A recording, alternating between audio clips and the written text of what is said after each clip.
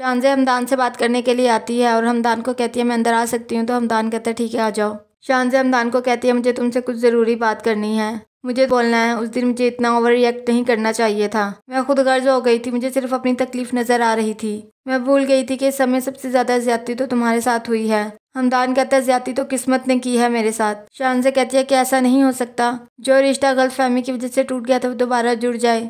हमदान कहता है तुम और तुम्हारा भाई क्या समझते हो, दुनिया तुम लोगों के इशारों पर चलती है। तुम लोग जब जैसा चाहोगे वैसा हो जाएगा। मुझे अब किसी के साथ नहीं रहना।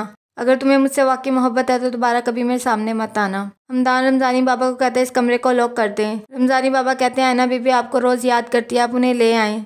हमदान कहता है वो खुद गई थी, खुद आ जाएंगी। आयना की अम्मी कहती है कि तुमसे मिलने के लिए कोई आया है। आयना कहती है मुझे यहाँ मिलने के लिए कौन आ सकता है। वो बाहर जाकर देखती है तो रज़ा आया होता है। रज़ा हाथ जोड़कर आयना से माफ़ी मांगता है और कहता है ना मुझे माफ़ कर दो, मैं जानता हूँ मेरा गुनाह माफ़ी के काबिल नहीं है। मैं सब कुछ पहले जैसा करना चाहता हूँ, सब कुछ ठीक हो जाएगा। ना कहती है ये सब कुछ तुम अपनी बहन की वजह से कर रहे हो ना। रज़ा कहता है मैं इस बात से इनकारी नहीं हूँ, लेकिन तुमसे मैं शादी अपने दिल से करना चाहता हूँ क्योंकि मुझे तुमसे मोहब्बत है। ऐना कहती है अगर उस रात मुझे हमदान छोड़ने ना आया होता और मेरी शादी हमदान से ना होती तो तुम्हें कभी याद ना आता कि तुम्हारी ज़िंदगी में कोई ऐना भी आई थी। जिस तकलीफ से मैं गुजरी थी आज उसी तकलीफ से तुम्हारी बहन गुजर रही है, लेकिन मैं तुम्हारी तरह नहीं हूँ। मैं उसका रिश्ता साफ करके आई हूँ ताकि कोई और ऐना पैदा ना हो जिसका दिल टूटे और मर्दों से एतबार ख़त्म हो जाए।